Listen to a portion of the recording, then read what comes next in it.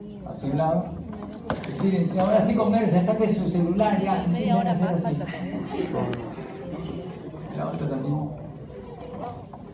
Y vamos a arrancar con la tercera y última parte de esta exposición.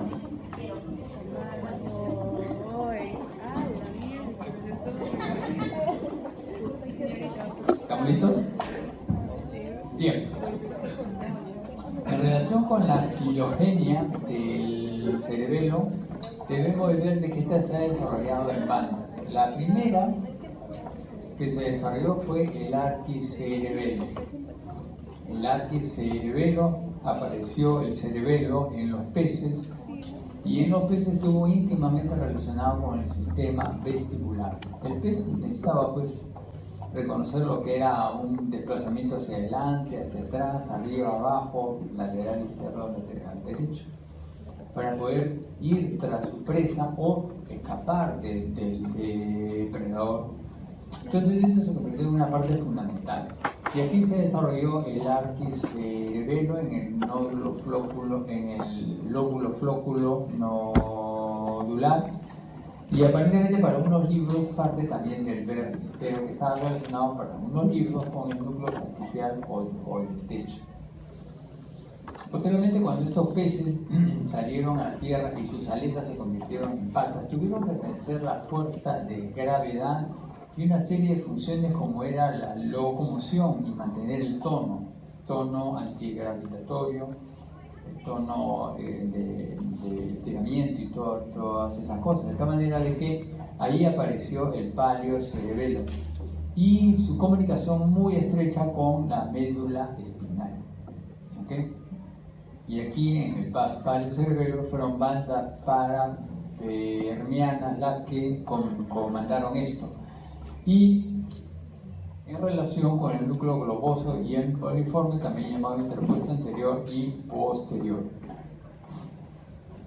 Posteriormente, cuando los homínidos dejaron los árboles y empezaron a caminar en dos pies y dejaron sus patas anteriores como brazos y manos en las estepas que están en las praderas del África, del cual descendemos todos, tuvieron la oportunidad de poder utilizar las manos para una serie de actividades mucho más finas que fuese pues el caminar. Y no solamente se desarrolló esto, sino que se desarrolló una serie de funciones como el desplazamiento ocular fino para el desplazamiento de las manos y la comunicación, el poder controlar tónicamente los músculos de la comunicación. Entonces, eso se desarrolló principalmente ya con la comunicación, ya no con el laberinto ni con el medio espinal, sino con el neoencéfalo, con la parte neocortical. Entonces se desarrolló el neocerebelo, que fueron las mayores áreas de expansión de los dos hemisferios cerebrales, con su núcleo dentado. Aquí no tuve tiempo de darle a animación, pero vamos a ir viendo. El cerebelo constituye un órgano que está localizado en la fosa posterior, tiene un peso de 140 gramos, mide 9 centímetros de dimensión transversal, antero-posterior 6 centímetros y vertical 5 centímetros. Tiene tres caras, una cara superior que se contacta con la tienda del cerebelo, una inferior con el piso posterior, el piso del encéfalo, el tercio posterior o piso posterior, y una cara anterior que se contacta con lo que es el tronco cerebral, ¿no? Bien, después al corte, tiene dos hemisferios y un vértice. Al corte puede verse una corteza cerebral, una corteza cerebelosa que tiene apenas 1 milímetro de profundidad. Pero se pueden ver diferentes tipos de surcos que forman folias primarias, secundarias y terciarias. Lo interesante de todo esto es que la superficie del cerebelo puede incrementarse.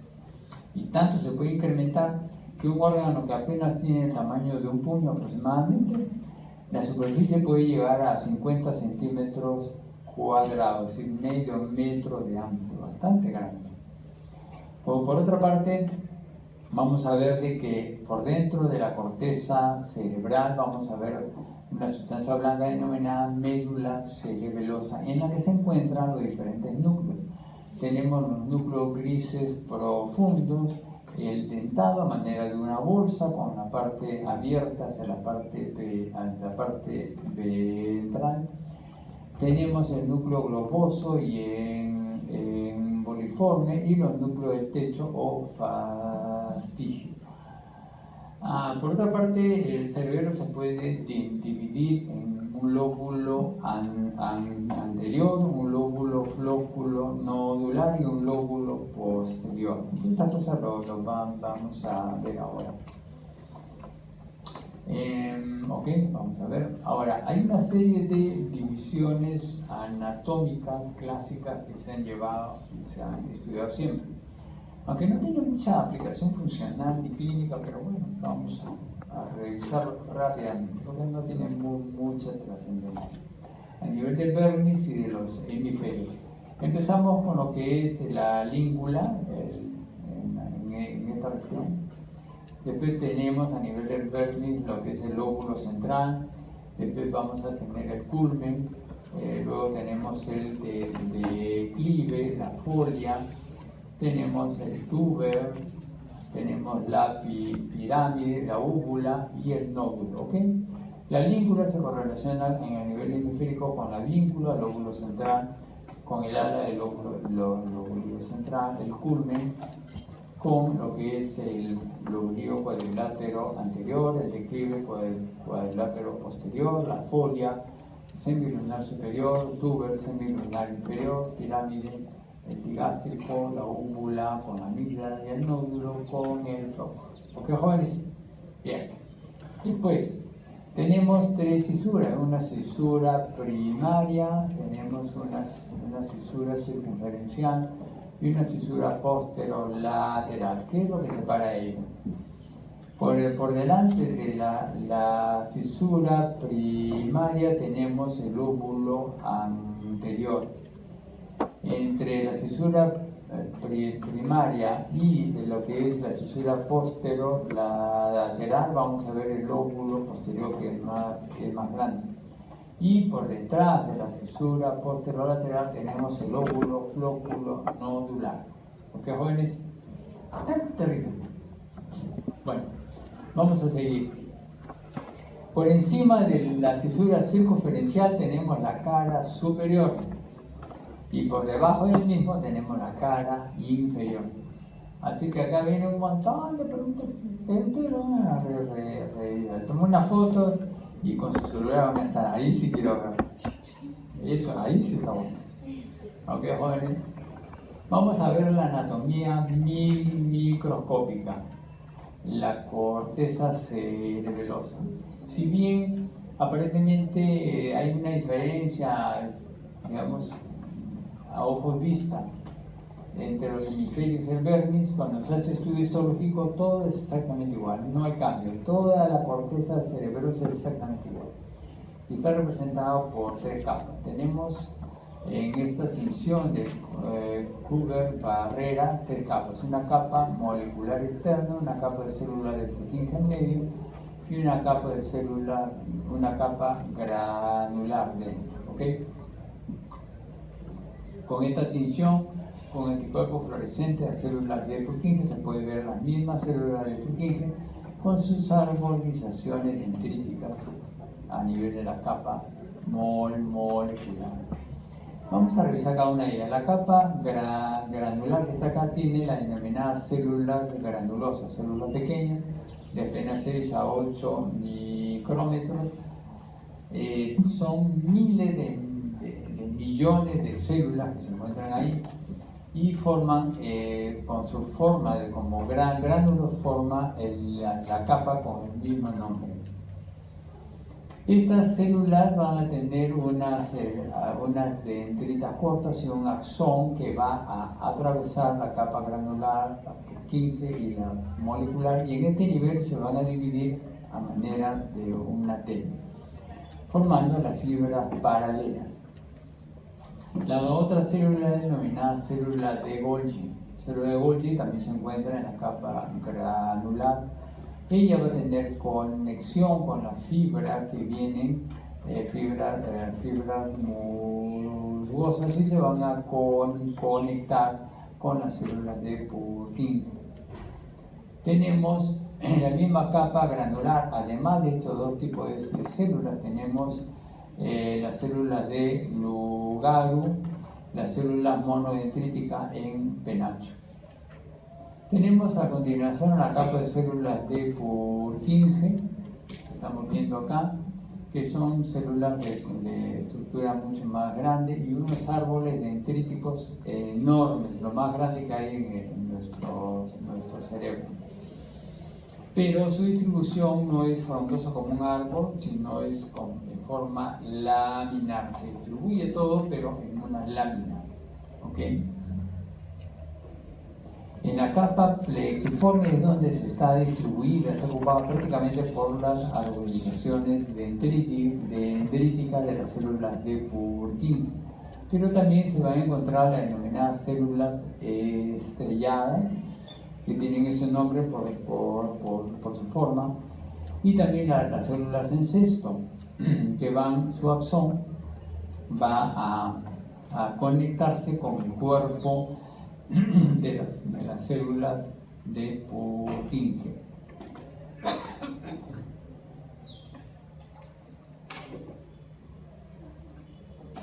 Bien, entonces, tanto la célula estrellada como las células en cesto son células inhibidoras. La primera con conexiones axodendríticas y la segunda con conexiones axosomáticas, fundamentalmente.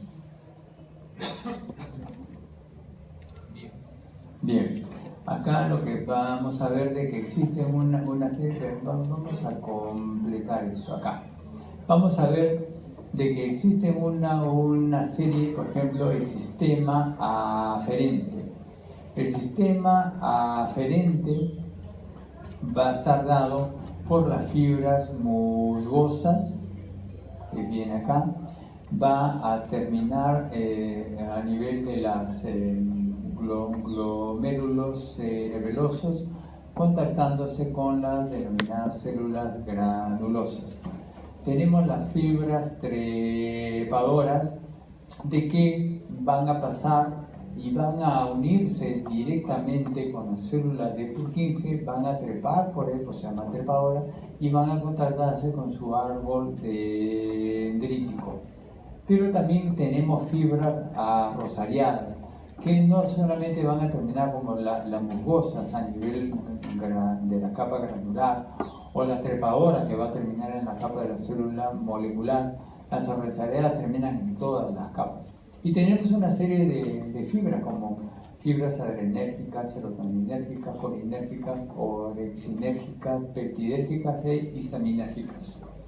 Las dos primeras llevan información sobre determinadas actividades corporales que el cerebro requiere analizar para contestar. En cambio, todas las otras es más que nada un tipo de activación para poder nivelar las funciones de las diferentes células y las células de Purkinje con una mayor actividad o una menor actividad.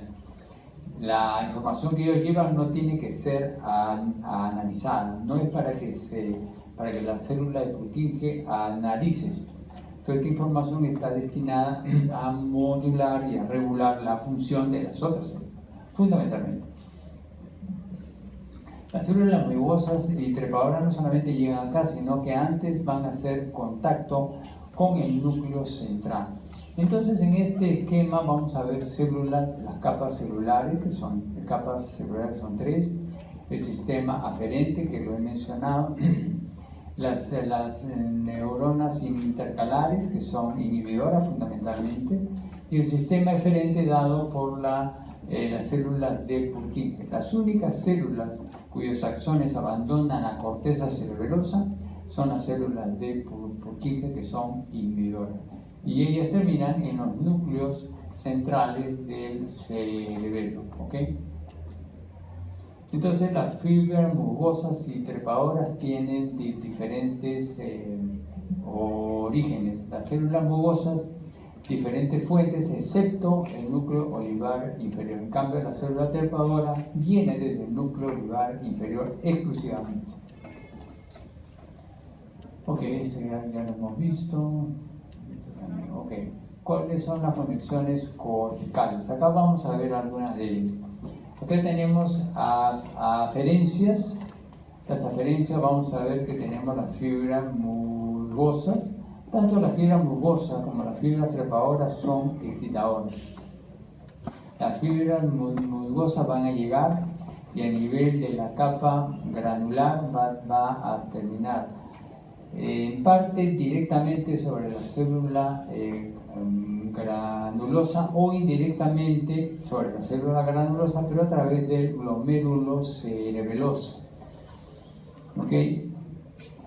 Y la otra, las fibras trepadoras atraviesan la capa granular, atraviesa la capa celular de Purkinje, sube y se une a nivel de la capa molecular con arbolizaciones dendríticas de estas células. Las células granulosas, como estamos viendo acá, que son excitadoras, tienen sus fibras paralelas y van a excitar a los árboles dendríticos de las células de Purkinje. Los glomérulos está constituido, es un complejo formado por las fibras musgosas que estamos viendo acá, que es esta. Está constituido, que es excitadora, por el axón de una célula de Golgi, el axón de la célula de Golgi, la cual es inhibidora, y por una célula, por la dendrita de una célula granulosa, que la estamos viendo acá. Si bien el axón de las fibras musgosas es excitadora y el axón de la célula de Golgi es inhibidora, ¿de qué naturaleza cree usted que sean la dendrita? ¿Excitadora o inhibidora? A ver, levanten la mano los que dicen que son excitadoras. ¿Cuántos? ¿Sabe cuántos? Dos más 3, 4, 5. ¿Y quiénes dicen que son inhibidoras? ¿Quiénes dicen? Entonces, si no son uno y el otro, entonces ¿qué es? ¿Ah? No es ni excitadora ni inhibidora, jóvenes, porque es una dendrita, no va a la información, no recibe la información. Pregunta capciosa, pero puede venir en el examen, ¿no? ¿Ok, joven? ¿Qué más? La fibra paralela que estamos viendo acá va a causar la excitación de las fibras paralelas que está acá. Se va a conectar por lo menos con 400 células de Purkinje. Y en cambio muchas fibras musgosas van a poder conectarse probablemente solamente con una célula de estimulación de una célula de Purkinje, porque se requieren muchísimas células musgosas para la estimulación y se requiere solamente una cantidad enorme de cada fibra trepadora se va a unir con una célula de Purkinje por intermedio de miles de sinapsis. Acá lo estamos viendo. En cambio, una fibra trepadora, que lo estamos viendo acá, va a unirse con una célula de Purkinje. Las células estrelladas y las células en cesto son células inhibidoras. Las células en cesto se puede unir hasta con 250 células de Purkinje. Las células de Lugaro reciben información de las fibras serotoninérgicas, fibras arrozariadas, y va a unirse a sinapsar con una célula de Golgi. La célula monodendrítica en penacho recibe información de las células de las fibras musgosas y va a sinapsar con una célula granulosa. ¿Ok? Bien. Esto lo hace de manera, mientras la célula dé lugar o lo hace con una inhibición, la célula monodendrítica en penacho con una estimulación. ¿Cuáles son los efectos espaciales de la actividad de una fibra musgosa? Aquí vamos a ver una representación de unos cortes histológicos de estas láminas cerebelosas. Entonces, lo que vamos a ver que una fibra musgosa cuando llega estimula una célula granulosa. Esta célula granulosa, por su actividad de la fibra, de su fibra paralela, va a estimular las células de Purkinje, pero las células de Purkinje que va a estimular va a ser en lo que están en una denominada microzona, es decir, la zona de mayor estimulación. Entonces, lo que vamos a ver es de que esta microzona que se activa va a estimular las células de Purkinje que están en la microzona y cuyo respuesta inhibitoria va a irse hacia el núcleo profundo. A las células de Purkinje que están fuera de la zona denominada microzona, ahí actúan las células estrelladas y las células en cesto. ¿Para qué lo hacen? Para poder, como están fuera del haz de excitación, van a inhibir las células de Purkinje que están alrededor. Entonces, de esta manera se concentra una estimulación periférica en un grupo de células de Purkinje altamente excitadas, y ellas son las que van a responder inhibiendo a las que están alrededor, focalizando una respuesta mucho más detallada, ¿no? ¿Cómo es la respuesta de los núcleos profundos del cerebelo? Estos núcleos profundos del cerebelo son las únicas vías eferentes del cerebelo mismo, y va a tener, por una parte, una activación directa y una activación indirecta. La activación directa e indirecta se va a dar, la primera por la fibra trepadora y la segunda por la fibra musgosa, como estamos viendo acá. Mientras que la fibra trepadora directamente va a activar a la célula, a la neurona de Purkinje, la cual va a inhibir al núcleo cerebeloso por esta vía directa. La otra, la fibra musgosa, lo tiene que hacer a través de la célula granular, a la cual estimula, y esta célula granular finalmente por intermedio de unas células inhibidoras de Golgi, células en cesto, estrelladas, pueden inhibir a la célula de Purkinje, la cual deja de inhibir al núcleo por una vía indirecta. La directa inhibe el núcleo cerebeloso y la indirecta activa el núcleo cerebeloso, como lo estamos viendo. ¿Okay? De esta manera se entiende cómo es que responde el cerebelo de los diferentes estímulos. Aquí vamos a ver cómo los circuitos corticales,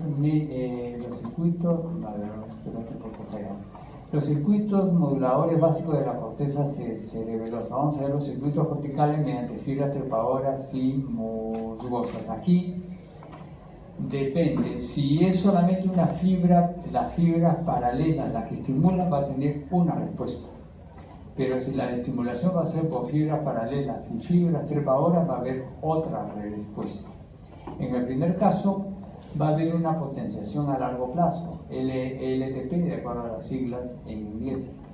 Esta potenciación a largo plazo va a hacer de que se activen y se exterioricen una serie de receptores, aumenta la superficie del mismo y hay un sprouting o crecimiento con un mayor número de sinapsis, es decir, se va a estimular el circuito sináptico de aprendizaje motor, en este caso.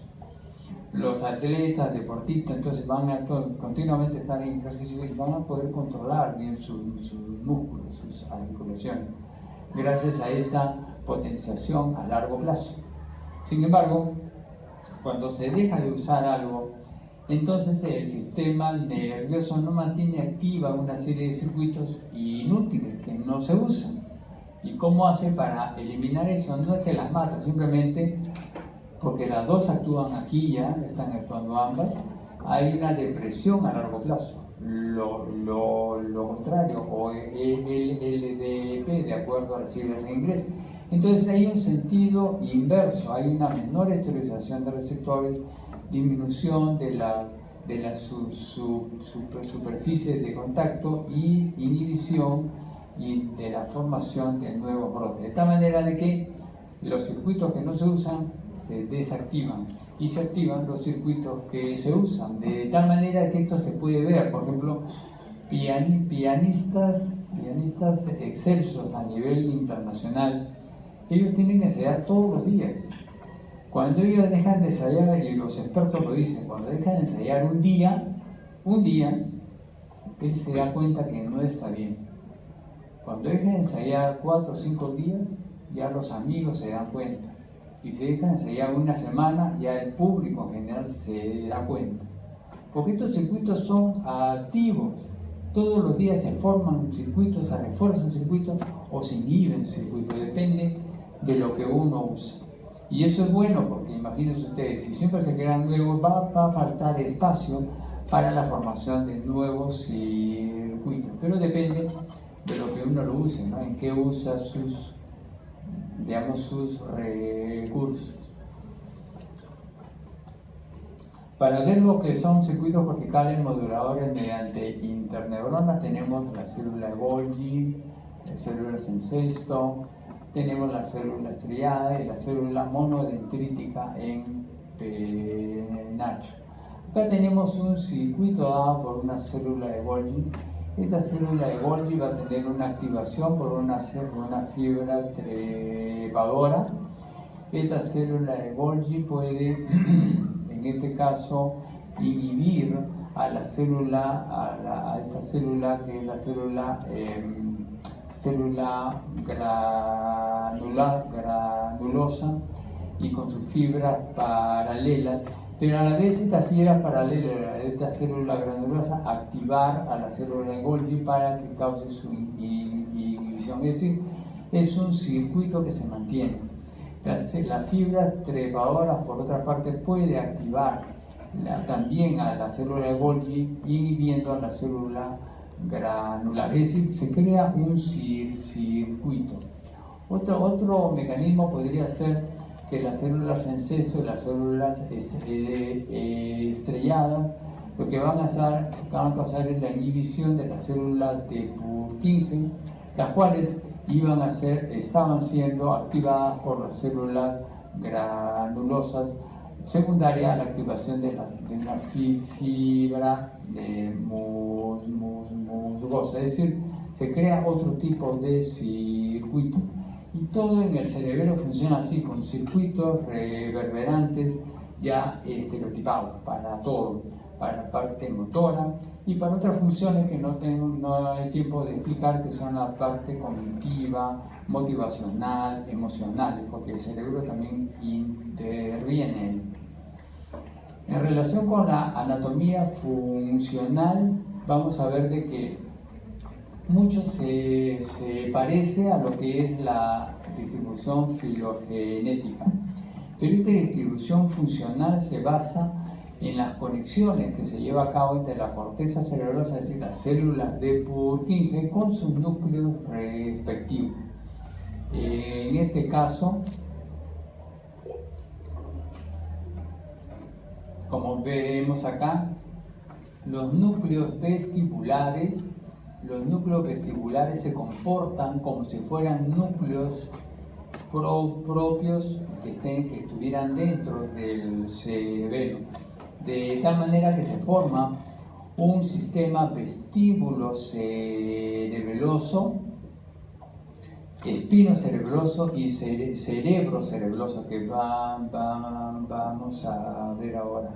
Lo interesante del caso es de que no existen tantas células en los núcleos cerebelosos como células de Purkinje en la corteza, por lo que tiene que haber una convergencia de información. Estos núcleos cerebelosos, incluidos en los núcleos vestibulares, tienen dos tipos de células. Unas células grandes, neuronas grandes, que son glutamatérgicas, excitadoras, y células pequeñas, que por una parte pueden ser GABAérgicas, que obviamente son inhibidoras, y también las glicinérgicas, que también son inhibidoras. Entonces, revisando esto, lo que se ve es de que el sistema vestíbulo-cerebeloso tiene como núcleo profundo el núcleo vestibular, que si bien no está dentro del cerebelo, está a nivel del bulbo, funciona como si fuera un núcleo cerebeloso más. El espino cerebeloso tendría la corteza referente al vermis cerebeloso y a las partes parapermianas, y tienen que intervenir ahí los núcleos fastigial, emboliforme y globoso. Finalmente, el cerebro cerebeloso, que son la mayor extensión de la corteza y tiene que ver con el núcleo dentado. Entonces, funcionalmente se parece bastante, no exactamente igual, pero se parece bastante a la descripción filogenética previa. ¿Okay? Entonces vamos a estudiar el sistema vestíbulo-cerebeloso, que proviene bastante del arquis cerebelo. Vamos a tener fibras aferentes, como el fascículo vestíbulo-cerebeloso directo de Edinger, y el vestíbulo cerebeloso indirecto. Indirecto porque intervienen los núcleos vestibulares que están a nivel del bulbo. Las diferencias son de tres tipos: el tracto cerebelo-vestibular, acá lo estamos viendo, para la vía vestíbulo-espinal, el tracto flóculo-oculomotor, que se cruza y va por el pedúnculo cerebeloso superior hacia los núcleos oculomotores, y el tracto uncinado de Russell, que va hacia el hipotálamo, pero en su camino, que sale por el pedúnculo cerebeloso superior, hay una parte que sale por el pedúnculo cerebeloso inferior, que lo estamos viendo. Funcionalmente es regulador del equilibrio del cuerpo y es regulador de la dinámica ocular. Este es el sistema vestíbulo-cerebeloso.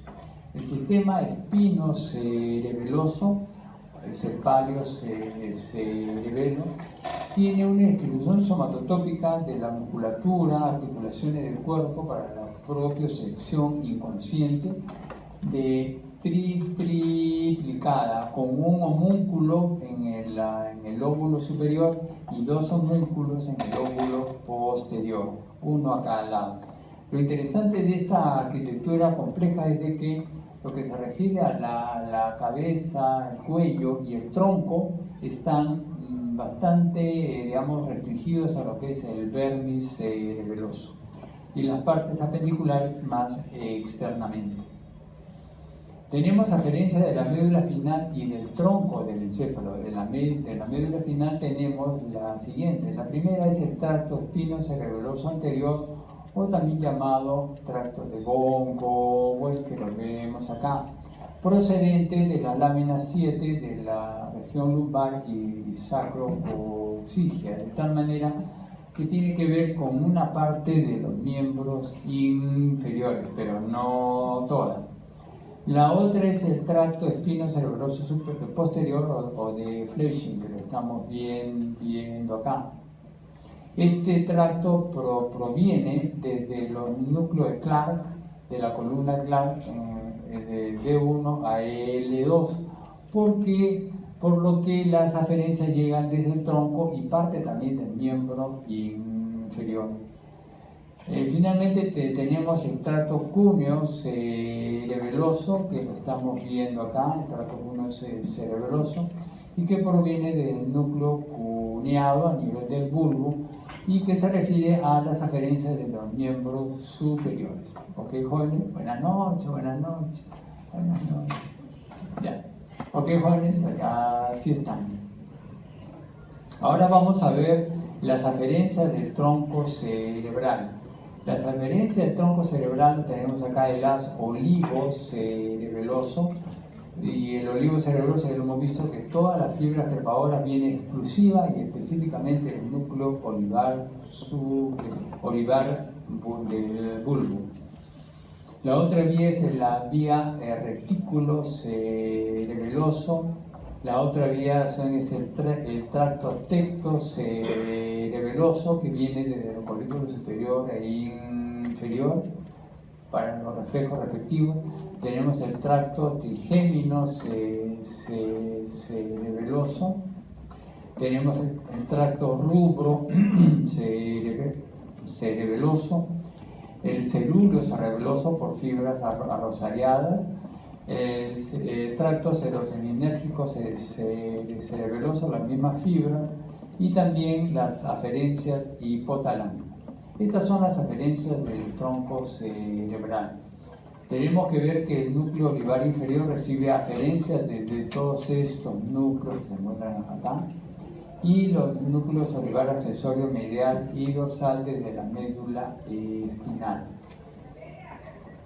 Las eferencias de este palio cerebelo son el cerebelo reticular, cerebelo olivar, el haz interpuesto rúbrico, el núcleo fastigial interpuesto hacia el tálamo. ¿Qué es la parte funcional de este cerebelo espino, de este sistema espino cerebeloso? La región parapermiana tiene que ver con la motilidad de las extremidades, y la parte vermiana con la motilidad del tronco, la motilidad ocular y la parte emocional. Para finalizar, jóvenes, para su beneplácito, vamos a ver por último el neocerebelo, el cerebro cerebelo. Son sistemas, digamos, funcionales. Las aferencias provienen de las fibras pontocerebelosas, y las fibras dependen, si vienen de la corteza de las áreas motoras, van a localizarse más hacia los núcleos más caudales del puente y van a ir hacia el lóbulo anterior del cerebelo. En cambio, cuando viene de las áreas asociativas, ahí van más hacia los núcleos rostrales del puente y desde este punto hacia el lóbulo posterior. Cuando viene de las áreas límbicas no está bien establecido esto, pero van más que nada hacia el vermis cerebeloso. Otras aferencias que también llegan son el haz arqueado cerebeloso, que tiene la misma naturaleza que las pontocerebelosas. Tenemos las serotoninérgico cerebelosas, tectocerebelosas, trigémino cerebelosa, rubro cerebelosa y cerúleo cerebelosa, por las fibras arrozariadas.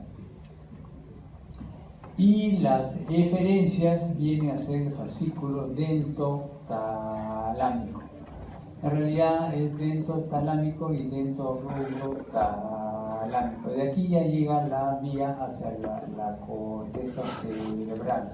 El gran circuito neocerebeloso es dentorubro tálamo córtico ponto cerebelosa. Se cierra el circuito y permite una serie de funciones como son la coordinación de los movimientos finos, la conversación y el movimiento tan fino que tenemos de los ojos, fundamentalmente. Muy bien, jóvenes, eso es todo por el día de hoy. Gracias.